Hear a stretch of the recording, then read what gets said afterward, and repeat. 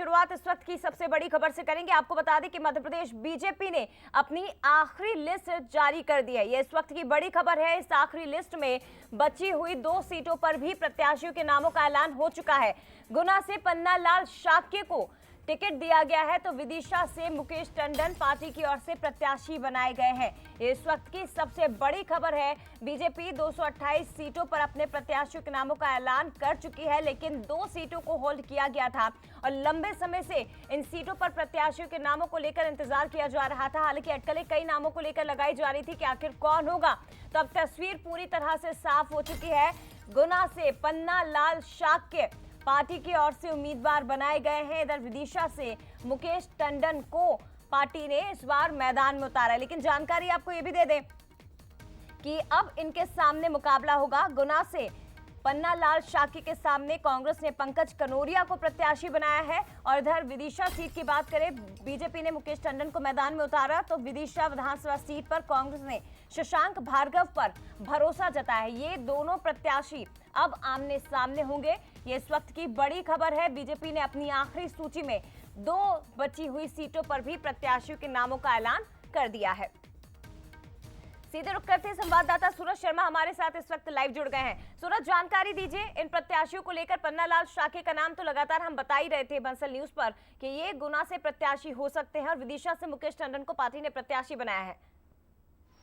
बहुत मेहनत कर रही है, बड़ी मीटिंग कर रही है। देखिए, बिल्कुल 2 बची और आखिरी सूची कांग्रेस भारतीय जनता पार्टी ने जारी कर दी। खासतौर से विदिशा जो मुख्यमंत्री का क्षेत्र भी आता है और लंबे समय से हमने देखा सुषमा स्वराज या मुख्यमंत्री लगातार विदिशा से अपने कार्यकर्ताओं के साथ आगे बढ़ते आते हैं और लंबे समय से इस बात को लेकर मंथन भी किया जा रहा था। 2 से 3 नाम इस सूची में थे। खासतौर से पूर्व नगर पालिका अध्यक्ष रही पूर्व मंत्री राघव सिंह की बेटी ज्योति सहाय का भी नाम था और मुकेश टंडन जो पिछली बार भी चुनाव लड़े थे और हालांकि वो विदिशा से हार गए थे, लेकिन इस बार फिर से पार्टी ने उन पर भरोसा जताया। इसके साथ ही गुना सीट की बात करें तो लगातार पन्ना लाल शाक्य पहले भी वहां पर चुनाव लड़ चुके हैं, विधायक रह चुके हैं, उनके नाम पर मोहर लगाई है। तो अब लगभग बीजेपी के तमाम 230 जो प्रत्याशी हैं वो घोषित हो चुके हैं। गुना से पन्ना लाल शाक्य हैं, तो विदिशा से मुकेश टंडन जिनको मुख्यमंत्री का भी करीबी माना जाता है और लगभग उनके नाम की चर्चा थी। हम भी लगातार नाम दिखा रहे थे कि मुकेश टंडन ही सबसे प्रबल दावेदार हैं। उसके अलावा 2 नाम और थे जिन पर भी मंथन किया जा रहा था, लेकिन मुकेश टंडन के नाम पर ही मोहर लगी है। तो वहीं गुना जो खासतौर से एससी सीट आती है, पन्ना लाल शाक्य के नाम को लेकर चर्चा थी। हमने भी बंसल न्यूज ने भी दर्शकों को दिखाया था कि उनके नाम पर ही लगभग सहमति बनेगी। तो दोनों प्रत्याशियों के नाम पर सहमति बनी और गुना से पन्ना लाल शाक्य तो विदिशा से मुकेश टंडन अब बीजेपी के उम्मीदवार होंगे और 230 विधानसभा सीटों पर अब उम्मीदवार जारी हो चुके हैं और 30 तारीख नामांकन की आखिरी डेट है। कह सकते हैं सोमवार को अंतिम नामांकन है जया, तो दोनों प्रत्याशी अंतिम दिन अपना नामांकन जमा करेंगे। बिल्कुल, ये बहुत महत्वपूर्ण है सूरज, लेकिन जरा समझाइए कि यहाँ पर समीकरणों को कैसे साधा गया है, क्योंकि अगर हम विदिशा की बात करें तो मुख्यमंत्री शिवराज सिंह चौहान के प्रभाव वाला क्षेत्र उनका गृह जिला, दूसरी तरफ गुना की अगर बात करें तो यहाँ पर पूर्व मुख्यमंत्री दिग्विजय सिंह का प्रभाव माना जाता है। ऐसे में होल्ड करने का कारण भी जरा हमें एक बार फिर से और हमारे दर्शकों को समझाइए कि क्यों आखिर यहाँ पर इतना विचार मंथन करना पड़ा और अब आखिर जिन नामों को घोषित किया गया है उनकी छवि किस तरह की है।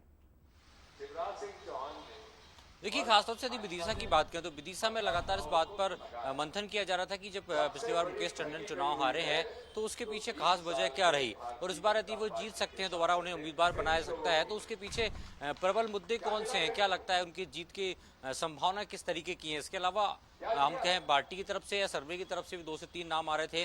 पूर्व मंत्री राघव की जो बेटी जो लगातार ज्योति साहब वहां से दावेदारी कर रही थी, जो नगरपालिका अध्यक्ष भी रह चुकी हैं। इसके अलावा माना जा रहा है कि संघ की तरफ से भी एक नाम आगे बढ़ाया गया था। यही कारण है कि तीनों के नामों पर मंथन किया जा रहा था, लेकिन अंतिम दौर जैसे कि हमने देखा है कि पहली और दूसरी सूची में भी खासतौर से मुख्यमंत्री शिवराज सिंह चौहान के समर्थक है जो खासतौर से लगातार काम कर रहे हैं, उनके लोगों पर ही पार्टी ने विश्वास जताया। मुकेश टंडन भी मुख्यमंत्री के करीबी माने जाते हैं। इसके अलावा गुना की बात करें तो एससी सीट है, इस पर लगातार चाहे पूर्व मुख्यमंत्री दिग्विजय सिंह के क्षेत्र की बात करें या ज्योतिराज सिंधिया, दोनों उसी क्षेत्र से आते हैं, दोनों कद्दावर नेता हैं और पहले एक पार्टी में थे, अब अलग अलग पार्टी में है। लेकिन इसी को लेकर लगातार चर्चा की जा रही थी कि कौन सा जीत का एक अच्छा दावेदार हो सकता है, क्योंकि एससी आरक्षित सीट है, एससी वर्ग के लिए, अनुसूचित जाति के लिए। तो ऐसे में कहीं न कहीं 2 से 3 नाम वहां भी चल रहे थे, लेकिन अंतिम मोहर पन्ना लाल शाक्य के नाम पर ही लगी, क्योंकि हमने देखा है इसके पहले जब दूसरी सूची भी आई थी तो वो उन्हीं लोगों को रिपीट किया गया था जो पिछली बार चुनाव लड़े थे। लेकिन तो कहीं न कहीं पार्टी ने पुराने चेहरों हम अपने दर्शकों को अब बता भी रहे हैं कि इन दोनों सीटों पर कौन कौन से प्रत्याशी आमने सामने होंगे बीजेपी और कांग्रेस की ओर से, और समझ में आ रहा है। देखिए, गुना सीट की अगर बात की जाए तो एक तरफ सीनियर लीडर है, दूसरी तरफ कांग्रेस की ओर से एक युवा चेहरे को मैदान में उतारा गया है जो फ्रेश चेहरा है, जनता के बीच में पहुंचेगा। विदिशा की अगर बात करें तो विदिशा में भी कुछ इसी तरह का समीकरण बनता हुआ नजर आ रहा है। मुकेश टंडन विदिशा में अनुभवी चेहरा, दूसरी तरफ शशांक भार्गव हैं, तो इसके पीछे की रणनीति आखिर इन दोनों ही दलों की क्या हो सकती है? देखिए, खासतौर से पिछले 5 साल की बात करें तो शशांक भार्गव लगातार पार्टी को मजबूत करने में लगे रहे, क्योंकि वो चाहते थे कि ये विदिशा जो है वो बीजेपी का गढ़ माना जाता है। खासतौर से हम देखें नर्मदापुरम हो, सीहोर हो या विदिशा हो, ये इनसे लगातार बीजेपी जीतती आ रही है। लेकिन पिछली बार 2018 में कांग्रेस का खाता खुला था, उसके बाद से लगातार शशांक भार्गव ने वहां पर अपना कह सकते हैं वर्चस्व बनाना शुरू कर दिया ताकि आने वाले समय में एक बार वो फिर से रिपीट हो सके। लेकिन मुकेश टंडन की बात करें तो वो जिलाध्यक्ष भी रह चुके हैं और लगातार उस क्षेत्र से काम कर रहे थे। ऐसे में यही कारण है कि पार्टी ने एक बार फिर से उन पर भरोसा जताया है।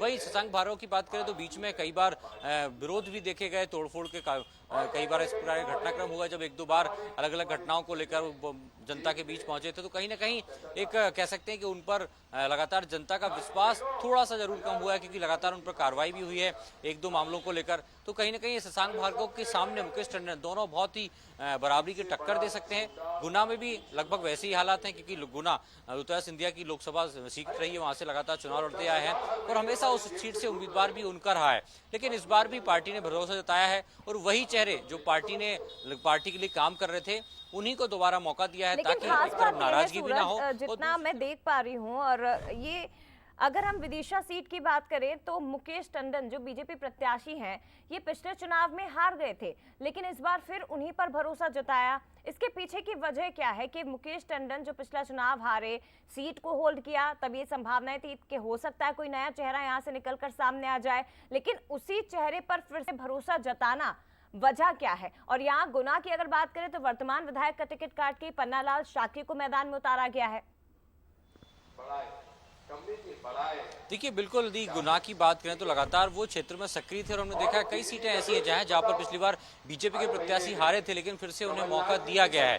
इसीलिए मौका दिया गया है। खासतौर से कुछ पूर्व मंत्री भी हैं, जैसे खासतौर से अंतर सिंह आर्य की बात करें तो वो पिछली बार चुनाव हार गए थे, लेकिन फिर से मौका दिया गया पार्टी ने, क्योंकि हार का अंतर कम होना और फिर पिछली बार जिन हारणों के कारणों को दुरुस्त करना, ये भी कहीं ना कहीं पार्टी ने सर्वे में देखा गया है कि कितनी सक्रियता है। और यदि इस बार हम प्रत्याशी बदलते हैं तो कहीं ना कहीं जो एक जुड़ाव मौजूदा प्रत्याशी से, पिछली बार जो चुनाव लड़े जाते हैं प्रत्याशी, उनके प्रति कार्यकर्ताओं का रहता है। तो ऐसे में कहीं ना कहीं पार्टी ने कोई इस प्रकार का रिस्क नहीं लिया है कि कार्यकर्ताओं को नाराज किया जाए। यही कारण है कि गुना से, खासतौर से विदिशा से मुकेश टंडन को रिपीट किया जाए। शुक्रिया आपका सूरज, फिलहाल तमाम जानकारी के लिए। लेकिन इस वक्त की बड़ी खबर है, एक बार फिर से हमारे दर्शकों को बता दें कि अब दोनों ही दलों की ओर से तस्वीर पूरी तरह से साफ हो चुकी है, कौन किसके सामने मैदान में होगा। 228 सीटों पर तो ऐलान पार्टी पहले ही कर चुकी थी, कांग्रेस की ओर से भी हो चुका था, लेकिन अब दूसरी तरफ आप देखिए गुना और विदिशा की तस्वीर भी साफ हो गई है। पन्नालाल शाक्य बीजेपी की ओर से प्रत्याशी, पंकज कनेरिया कांग्रेस की ओर से मैदान में उतारे गए हैं। दूसरी तरफ विदिशा सीट का यहाँ से भी आप चेहरा देख लीजिए, विदिशा सीट से भी कांग्रेस की ओर से शशांक भार्गव को प्रत्याशी बनाया गया है और 2 चेहरे विदिशा से मुकेश टंडन बीजेपी की ओर से प्रत्याशी। ज्यादा बातचीत हम करेंगे, सीधे रुख करते हैं एग्जीक्यूटिव एडिटर मनोज सैनी जी हमारे साथ इस वक्त लाइव जुड़ गए। मनोज जी, दोनों सीटों पर भी तस्वीर अब पूरी तरह से साफ हो चुकी है, दोनों दलों की ओर से पत्ते पूरी तरह से खोल दिए गए हैं और आखिरकार गुना विदिशा सीटें, पन्नालाल शाक्य गुना से सामने आए हैं, विदिशा से मुकेश टंडन पार्टी की ओर से प्रत्याशी बनाए गए। लेकिन इसके पीछे का गणित क्या है सर, वो जरा समझाइए। देखिए, दोनों चेहरे बड़े पुराने हैं। अंतिम सूची जैसे स्थान दिया गया, पन्नालाल शाक्य भी बड़े पुराने रहे हैं, पहले विधायक रहे हैं। और दूसरी तरफ मुकेश टंडन की बात करें जो 2018 में उनको हार मिली, लेकिन सबसे ज्यादा चर्चा मुकेश टंडन के नाम की थी कि उन्हीं को प्रत्याशी बनाया जाएगा। तो दोनों के पीछे लॉजिक ये है कि मुकेश टंडन पहले नगरपालिका अध्यक्ष रहे हैं, कई तरह के काम करते रहे, जनता के बीच में सीधा उनका जुड़ाव रहा है, मुख्यमंत्री के बड़े नजदीक माने जाते हैं, उनके साथ वो लगातार काम करते रहे और इसलिए मुकेश टंडन, ज्योति शाह, 2 नाम वहां से बड़ी तेजी से चल रहे थे। लेकिन अंतिम मोहर ऐसा लग रहा था, कल भी हम जब बात कर रहे थे तो कह रहे थे मुकेश टंडन ही यहाँ से प्रत्याशी होंगे। उसकी वजह है जनता से सीधे कनेक्ट होना और इसीलिए भारतीय जनता पार्टी ने मुकेश टंडन को। और पन्नालाल शाक्य की बात करें तो यहाँ के जातिगत समीकरण, ये 80 सीट है और जातिगत समीकरणों के चलते पन्नालाल शाक्य को मौका दिया। वो भी कार्यकर्ताओं के बीच में बड़े पुराने लीडर रहे हैं, दो नाम वहां से चल रहे थे, गोपीलाल जाटव और पन्ना लाल के, तो पन्ना लाल को मौका मिला है। जी जया।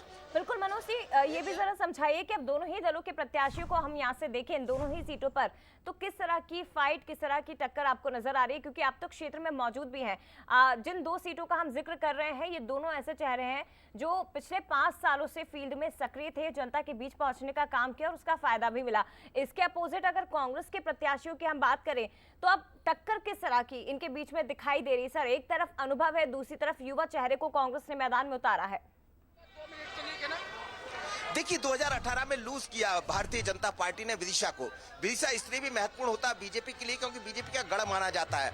हमने देखा वहां से सुषमा स्वराज चुनाव लड़ी है, अटल बिहारी वाजपेयी, शिवराज सिंह चौहान मध्य प्रदेश के मुख्यमंत्री। तस्वीरें आप देखिएगा, इस वक्त मुख्यमंत्री शिवराज सिंह चौहान भी यहाँ पहुंचे हैं, तो मैं उनसे प्रयास करूंगा कि उनसे भी इस पूरे मसले पर प्रतिक्रिया लेंगे, क्योंकि मैं इस वक्त रैटी में हूँ जहाँ जन आशीर्वाद दे रहे हैं। लेकिन आप जिन सीटों को लेकर आप बात कर रहे थे जया, तो वहां का जो जातिगत समीकरण करें या राजनीतिक समीकरण करें, मुकेश टंडन एक अलग तरह के प्रत्याशी है। विदिशा की हम बात करें, शिवराज सिंह चौहान का गढ़ माना जाता है, बीजेपी का गढ़ माना जाता है, और ज्योति साय की चर्चा राघव जी के बाद इसीलिए चली थी। लेकिन मुकेश टंडन पर इसलिए लगा क्योंकि उनका शशांक भार्गव से मुकाबला होना। 2018 में शशांक भार्गव वर्सेस मुकेश टंडन ही देखने को मिले थे। वर्तमान के जो विधायक है वो कांग्रेस के विधायक है, यानी भारतीय जनता पार्टी के हाथ से ये सीट चली गई थी। गुना में ऐसा नहीं हुआ, लेकिन गुना में जो वर्तमान प्रत्याशी थे उनको लेकर चर्चाएं चल रही थी, इसलिए पन्ना लाल साक्य को मौका दिया है। नया चेहरा नहीं है, चेहरा पुराना है, लेकिन भारतीय जनता पार्टी ने वहां जो कांग्रेस के प्रत्याशी उनको भी देखा, तो उसी के आधार पर बीजेपी ने अपने दोनों प्रत्याशी तय किए हैं, बहुत रणनीतिक तौर पर। लेकिन लंबा समय लगा, उसमें भी वजह ये थी कि कई बातें नजरें आ रही थी जिसको कुछ का जिक्र किया जा सकता, कुछ का नहीं। पर अब हम ये कह सकते हैं कि भारतीय जनता पार्टी की पूरी 230 सीटों के प्रत्याशी घोषित हो गए। बिल्कुल लंबा मंथन है, इसके लिए पार्टी को करना पड़ा। मनोज जी, फिलहाल शुक्रिया आपका जानकारी के लिए। और अब जनता तय करेगी कि किस नाम पर मुहर लगती है। फिलहाल ये बड़ी खबर है कि बीजेपी ने अपनी आखिरी 2 नाम भी मध्य प्रदेश में विदिशा और गुना सीट पर प्रत्याशियों के नामों का ऐलान कर दिया है। आगे बढ़ते और अब बात छत्तीसगढ़ की करते हैं, जहां जनता कांग्रेस ने लिस्ट जारी कर दी है। लिस्ट में 10 उम्मीदवारों के नाम शामिल है। जनता कांग्रेस ने दुर्ग